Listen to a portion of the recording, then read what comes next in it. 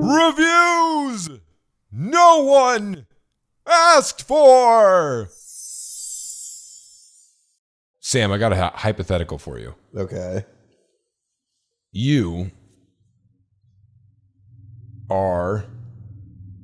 Right, I like where this is going. a producer. A producer? Mm-hmm.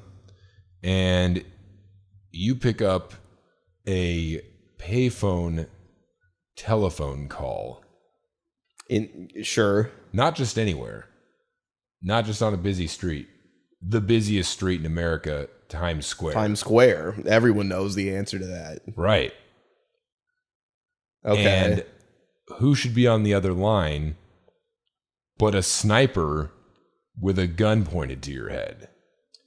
You know, I'd be skeptical initially. Yeah. I would need a little proof. That's how you'd need proof? I'd initially be calling foul play on that one. That's a good reaction. I think you'd be... I think that's reasonable. Yeah, I think I would be, if someone told me that was the position I was in, I'd be like, all right, prove it. So they prove it by shooting either in the glass next to you or the pimp running tricks across the street. Well, first, there's a warning shot fired, isn't there? Yeah, they shoot the glass like near your head. Sure. Grazing your ear. Well, I would expect that at that point, Ian, citizens would be running amok, the police would be on their way. You would think. Right. No, not until the pimp gets executed. You keep skipping steps. No, I told you there was a warning shot. Oh, right. Then the Which pimp did gets not executed. Yeah, yes, and at that point he I don't know what I would do at that point. Right. And enter PhoneBooth. 2003 the year. Yep. Colin Farrell, a 24-year-old. Wow, 24. Hot up and coming, potential male lead for blockbusters. He's 24 in that? Yeah, he's 24 Jeez. in that movie. That's crazy. Yeah, and this is what did it for him. PhoneBooth? Yeah, what did he do before PhoneBooth? I'm looking it up. There's no way. Well, regardless, we'll keep going with just the basics of PhoneBooth. It's 03. Stars Colin Farrell and few other people, frankly. Though it is a star-studded cast. Yeah. Yeah, kind of a daring movie in a way. It is. I mean, it's a big one. I think what might take a lot of people off guard, as it did me, it's a Joel Schumacher film. Yeah, you don't see that. I'm only familiar with Joel Schumacher because of the two Batmans with... As I think most people are. Val Kilmer's in one of them, and then George Clooney's in the other one, right? Right. Yeah. The shitty Batmans, and no, we're not talking about Batman versus Superman. We're talking about the old shitty Batmans. The old shitty. The ones that followed the Keaton Batmans. Right. The previous shitty Batman. If you haven't seen those in a while, folks at home, it is a good watch. Either one of them comedically holds up kind of well. It's worth watching because it's so all colorful crazy. And stuff. Yeah. Visually, it's sort of fun. Yeah, it's like a fever dream a little bit. That's what I would use the word. That's how I would describe it. A fever dream. It's one of those things where you're like, how the fuck did this happen? Right. That is your interpretation of Batman. Yeah. I don't know. It was different though. Yeah, I mean, People it was different. would be pissed if you did that now. If you did that now, oh my god. Yeah, there'd be blood in the streets. And I love that Batman, what's the one after Dark Knight? Oh, Dark Knight Rises. Yeah. Bane yuck. in that is played by Tom Hardy. And he's all crazy, but Bane in that old Batman can't talk and shit. Yeah, he's just a cartoon character that bashes walls down. Yeah, he's this criminal mastermind in the Nolan versions. So yeah, that's who directed this movie. Right. Yeah. So that guy goes on from these circus films to PhoneBooth, which all takes place within a phone booth. It'd be interesting to look up his IMDb because I'm sure there's something else we've heard of that Joel Schumacher's directed. Oh no, totally. He did some good films. He's got some range. I'll give him that. If he did those Batman movies and PhoneBooth. Yeah. Which, by the way, got turned into a very famous like Japanese play. I can see it. It probably should have been a play before it was a movie. Yeah, make more sense. So he's directed 2 episodes of House of Cards. Okay. Does nothing for me. I know, I'm not a House of Cards guy either, but, folks at home. Before Phone Booth, he did, obviously, Batman, Robin, Batman Forever. He did something that, like, really blew me away, and I can't remember what it was.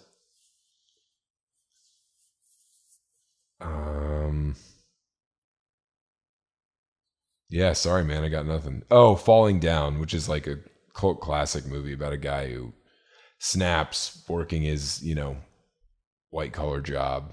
Huh. Yeah, it's good. It's really good. Sounds vaguely familiar. Yeah. Well, I'll go ahead and say it. Phone Booth is his most famous piece of work.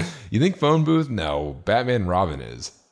Nah, come on. No one liked that movie. No, but it's by far That's the the most one famous. with Schwarzenegger, isn't it? Yeah. That's the second one he did. Yeah, and it's by far the most famous. I don't know. I think it could be Phone Booth, man. Dude, come on. Maybe I'm overhyping Phone Booth's Absolutely. popularity. But anyway, I mean... Phone Booth is at 7-Eleven right now for $2. Yeah, it could be. Yeah. That's fair. You can... Someone's bought in Phone Booth at a 7-Eleven. Oh, yeah. And cheers to you if you're out there. Yeah, it's quite a ride. I mean, so you've got young Colin Farrell in a phone booth. You've got Kiefer Sutherland pointing a gun at him, and you've got Forrest fucking Whitaker mediating the two, Right. trying to get down As to the police officer. Yeah, trying to uncover the What truth. was the other cop's name? Look him up. It's worth mentioning. The other cop? Or should I just do it? I mean, I don't know what. I don't recall. The second cop I don't know, man. That's not ringing a bell. You don't even remember him? No, the second cop. I remember there being a second cop, but I don't remember who he is. I think he's nobody. No, he's in stuff. Yeah, I don't know, man. I apologize. IMDb claims Phone Booth is from 02, not 03. Oh. Top build cast. Corrected by the internet. That's embarrassing. Yeah, you got Katie Holmes as well. Oh, right. Katie Holmes. Another famous person. Yeah. I know who you're talking about. The Richard bald cop. T. Jones. Yeah, who the fuck is he? Known for Event Horizon. Oh, that's crazy. I was just talking about that movie. Collateral. Oh, Collateral's great. Vantage Point. Isn't Vantage Point like the same movie? No, that's the one with they catch an assassination on film. Damn, he's blowing up. He's doing a lot of work in 2017. Hey, good for him. Okay, no, this is he's in Narcos. He's in stuff. Yeah, he's recognizable. Sure. Concussion. Hey, we should review that. Folks at home, if you would like us to review Concussion, Will Smith's Concussion, let us know. Let us know. Twitter, yeah. Instagram, please. I could be open to it. If we get like so much as one person interested in it, we'll go out and it's not going to take much. Yeah. Just anything. Just if we crack 10 views on this video, we'll go rent it. Oh, Super 8, the J.J. Abrams movie. Oh, yeah. I remember Super 8. So, I like Super 8. Fair enough. All right. Like's a strong word. It's a totally passable movie. It's perfectly cromulent. No phone booth. No, but what is? But yeah, what did you think of this? I wasn't big into it, but I did love Kiefer Sutherland. I loved him. I actually kind of hated him. Oh, come on. He's so good. that guy is bullshit. He didn't do anything till 24. That guy's bullshit. I don't like him because he replaced my favorite video game character's voice, but I loved him as the villain in this movie. It's a good villain. Yeah. I mean, that's diabolical. Right? Also really stupid. It's like, what? He even tells him, like, the one with the pink drapes. Like, okay, so go fucking get him then. But yeah, so essentially all that happens in the movie is you meet Colin Farrell, who's like a hot, what's his job? Hot, young, smooth talking producer or an agent or something. Yeah, but he's kind of conning his people a little bit. Yeah, kind of, but he's not like a terrible guy. No, he's just a douchebag. Yeah, he's just kind of a D. You remember he lends his assistant enough money to buy a suit, right? Well, he's like, he nice keeps like thing. Giving he gives out so much money in the movie. It's like, we get the idea, you're rich. Right, and so they establish that he's got an assistant that follows him around, then leaves and never returns. Yeah, he looks surprised a couple times. Yeah, and so he goes to a phone booth. I can't remember why he goes in there initially. I can't remember if it's either to make a phone call or he just like hears it and picks it up. I don't remember what the reason is that he gets into the phone booth. Yeah, kind of relevant. Anyways, while he's in there, folks at home. I think he's trying to make a phone call at first. I got to assume. Because while he's in there... You remember the movie opens up? Do you remember that? Oh, man. That's so... Yeah, it zooms out from outer space. It like through all these portals and shit. Yeah, and out to a guy's cell phone. Like a terrible CGI satellite. And then a voiceover who you never hear again. It's just the narration, disembodied voice for that moment. Describes how cell phones have are around, but they haven't totally caught on yet. It's like, in this day and age, phones are around, but people still need they have to say why people would need payphones.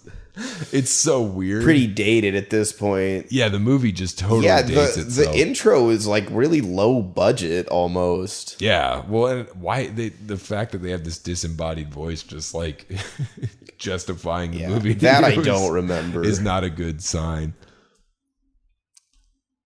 But yeah, so from that, he goes in there, I think, to make a call, and while he's in there, a guy brings a pizza to him that's already been paid for. Right. And it's supposed to be for him, and Colin Farrell's a dick about it. Yeah, I mean, it doesn't even make all that much sense. So at all. This pizza guy's stupid. I'm supposed to deliver this pizza to this phone booth, and Colin Farrell's a little pissed because he's talking to Kiefer Sutherland on the phone. Kiefer Sutherland's like, "Hey, now's your time to pay for all the wrong you've done." Right. And he's trying to figure out what's going on, and fat guy's knocking at the door being like, "Take your pizza," and Colin Farrell just won't. But fat guy won't stop it, so Colin Farrell pays him, and fat guy still won't stop. It doesn't make any sense. He ends up yelling and screaming at him to leave. Yeah, but it's like, if you got paid for the pizza, why wouldn't you just take it? Yeah, or give it to anyone. Oh yeah, well, doesn't he tell him to go give it to a homeless guy or something like that? Yeah, I think he's literally like, I just saw a homeless guy down that street, go give it to him. And the pizza dude has an excuse, but I don't. Right. And it's definitely worth mentioning that Colin Farrell is Irish, and he's really battling to hide his accent. Yeah, to the point you just wish they let him be Irish for it. He should have just gone full Irish. It would have made it more interesting. The first scene, it's so distracting, and then it gets a little bit better throughout the movie.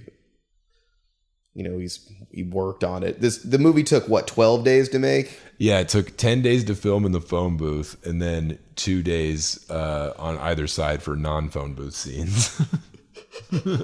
So they rented that street out for 2 days and got that shit done. Yeah, extra little dated fact on it. So the phone booth is in front of a billboard for, I don't know if you'll remember this company, folks at home, but a little company called Net Zero.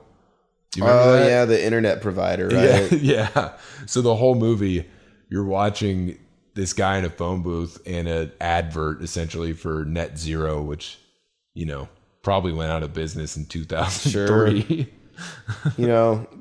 This movie was in Blockbuster's day. Yeah. Oh yeah. Shit like that was big. So it feels really dated now. It takes place in a phone booth. Yeah, I mean, you know what you're in for. So from there, I can't remember what happens next, honestly. The pizza guy leaves. he's still talking to this guy on the phone.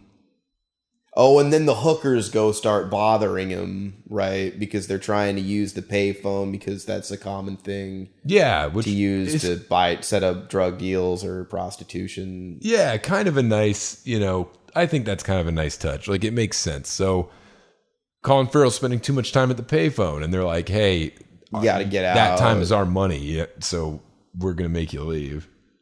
Right, and, of course, he can't get off because at this point, oh yeah, we fucked up. Before that, he shot a warning shot. Right. Proved to him, and then nothing, no one noticed it even. So Colin Farrell knows now, and that's why he's not getting off the phone. Yeah. Then this pimp's like, well, if you're not gonna, then I'm gonna make you. And so he gets himself in there. Stereotypical Italian guy. Not great. The hookers are really annoying, too. They're horrible. Oh, yeah, he comes back with a baseball bat. He goes in there. He's about to get him, and then Colin Farrell, in a moment of cowardice, frankly, just gives Kiefer Sutherland the go-ahead to kill him. Yeah, he straight up says yes. He snipes it. Yeah, which is crazy. And so that guy dies, and everyone's kind of freaking out. You know, everyone thinks Colin Farrell's got a gun. Right. They're like, how else would he have died? Nobody thinks that there could be a sniper, No one's even putting that in the realm of possibility at this point. So in a post-phone booth world, it's all anyone thinks quite the about pickle now. He's in. He's starting to piss some people off a little bit. And so, he at this point, he's kind of scared, and he's like, who are you? To the guy. Who are you? And Kiefer Sutherland just explains, essentially, that he follows people such as himself around and tries to get them to correct the errors of their ways. And most of the time he ends up just killing them with a sniper rifle. It's so bad. It's really stupid. It doesn't make any sense. And the reason he's picked out Colin Farrell, because of course he's like, well, why me then, lad? Is because he's cheating on his fiance, right? Or his wife. So he didn't just, what's the background? So Kiefer Sutherland picked out Colin Farrell, and he didn't just pick him out. He followed him to the point of discovering his wife. Yeah, the things that are going on in his life. And the affair he's having. Right. And he knows both women. He knows who they are. And he knows where they live. And, zero explanation as to how, really. He just does, folks. Because this movie's 81 minutes, by the way. They couldn't spend much time explaining shit. Yeah. Keep it to 81 minutes. Right. So, the plot thickens a little more for Mr. Farrell at this point. I don't remember Stu is the character's name. Stu, yeah, that's pretty it. Funny. Is that an Irish name? Is that Stuart? Irish? Probably. Stuart. It sounds Irish. Stu. I mean, when you say it with an accent, most things. Well, yeah. Most things sound that way. I suppose. Okay, fine, yeah. But so now the police. How do the police get involved? Because someone got shot in the street. Oh yeah, they come when that happens. Yeah. God, this sucks. I don't even want to. Well, and so at this point, Colin Farrell knows if he says the wrong thing, he's going to get. So he has to say what Kiefer Sutherland's making him say. Yeah. Everyone else thinks it's therapist, right? I guess. Yeah. Oh, right. When the cops show up and they start questioning him, I'm sorry, man. It's too convoluted. I'm trying. You're gonna have to do this if you want to do it, because they somehow start talking, and he talks. He convinces. This is Forrest Whitaker. The cops that he's crazy and that he's talking to his therapist. Yeah. Well, because that's what Kiefer Sutherland's telling him to say. Right. Eventually, Kiefer Sutherland makes him confess to his fiance that he's cheating on her with Katie Holmes' character. Mm-hmm. Yeah, and then he eventually kind of confesses, right, the way that Kiefer Sutherland wants to. He admits the error of his ways a little bit. Mm-hmm. And, don't remember how they catch him, really. They don't. They don't catch him, but they think they do. Right. Because what gives him away, what gives the sniper away, that what Colin Farrell does to show the cops that there is in fact a sniper, is Colin Farrell reaches into his pocket and on his cell phone dials 911. Yeah. And he doesn't answer the phone. He just leaves it open.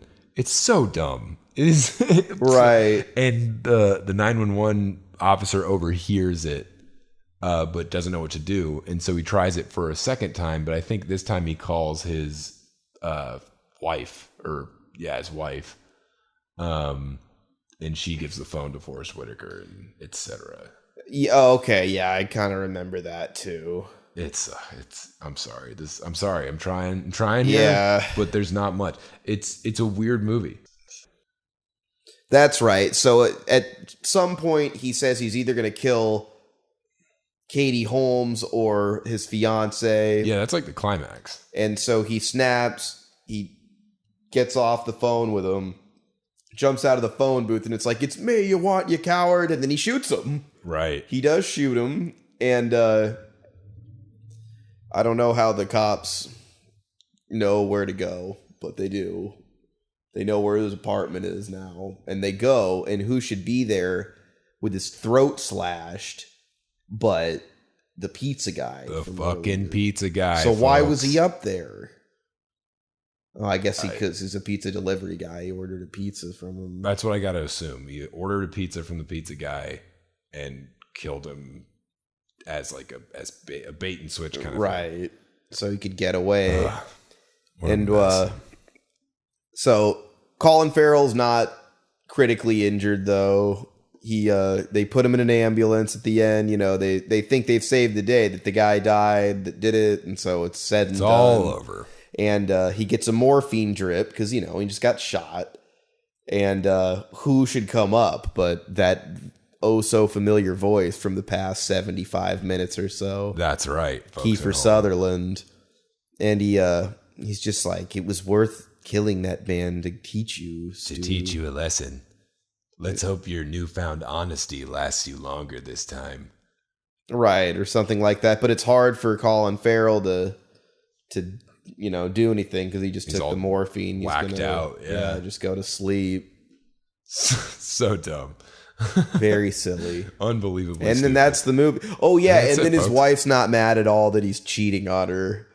Like, I get that you'd be relieved he's alive and okay, but she's just like, "We can only talk about what you want to talk about," which is, not realistic at all. Yeah. Should have been a little madder. And Katie Holmes just dips, Yeah, once she gets found out. It's so funny how, like, late 90s to early aughts, early 2000s, like, adultery was, like, a very villainous thing. Like, she's so ashamed of her adultery, she just leaves. Which, I mean, I guess you would. Is it that she's so ashamed? Or did they just be like, "Oh, fuck it. It's an 80-minute movie. She's gone." Yeah. Yeah, I think a lot of those actors were into that movie because it was so short to make. That's a paycheck, homie. Yeah. Yeah. That is a fat paycheck. I mean, I'm sure it was a bit of a dice roll. Most of the money probably was spent on getting permits to film in Times Square. Right. Because it actually is in Times Square. Yeah, nice little touch, folks at home.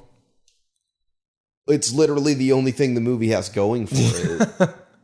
I don't know. I would say Kiefer Sutherland delivering great dialogue. Because he's only on screen for 2 seconds. Yeah, and I'm not even sure that's him. Like when it's him, man. He looks a little different. I don't know. Not even sure if it's him. Could easily have not have been. He had like one line. Yeah. Like, I don't dislike Colin Farrell, but I dislike him in that movie, though. I know. Well, he's not a likable character. Nobody is. This is one of those movies where no one's a likable character. Forrest Whitaker, I guess. Yeah, you feel bad for him. He shows up halfway through. Right. And then Colin Farrell, because he has a sniper on him, you know, literal gun to his head. Right. Is making fun of him because he can't satisfy his wife. Right.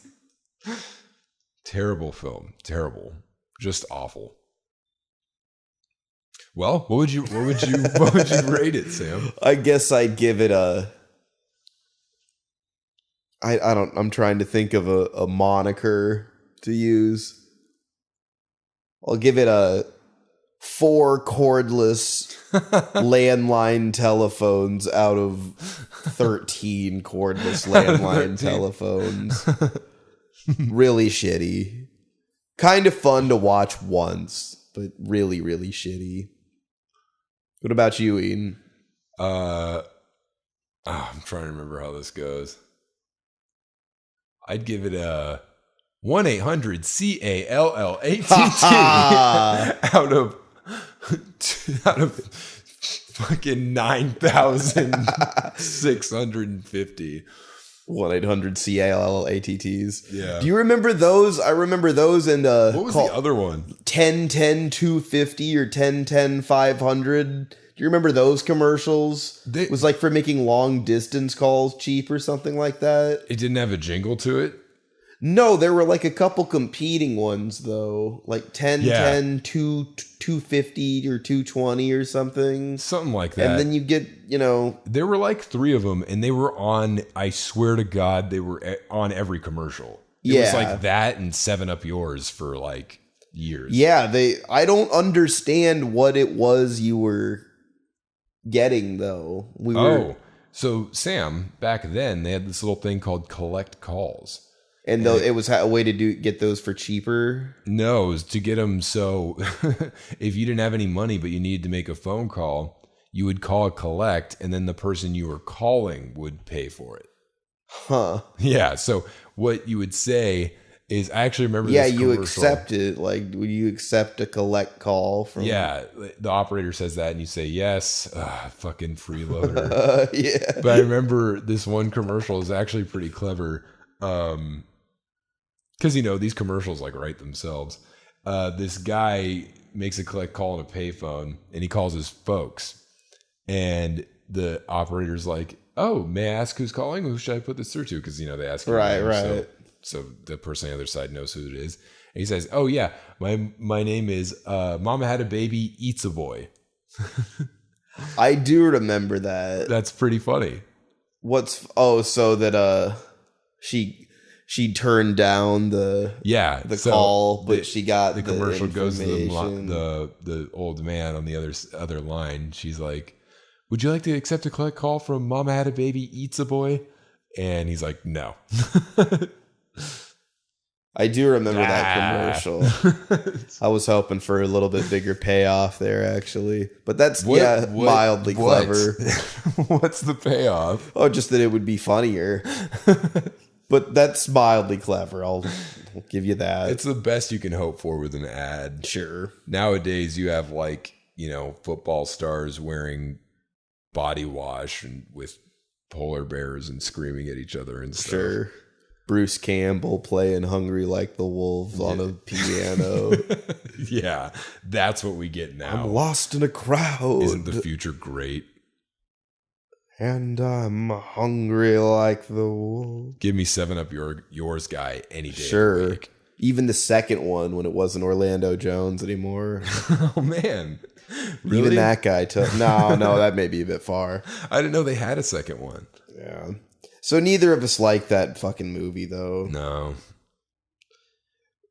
Interesting. At least it's different, I guess. Yeah, it's something different, folks at home. If you're looking for something so completely dated and of its time, if that's your thing, some people do like that kind of stuff. Right, then this fits. It'll have you wishing that Blockbuster was still around. Yeah, and collect calls. Right. Net zero. I had forgotten all about the 10-10-250 shit, though. Wait. Was it 10-10-220?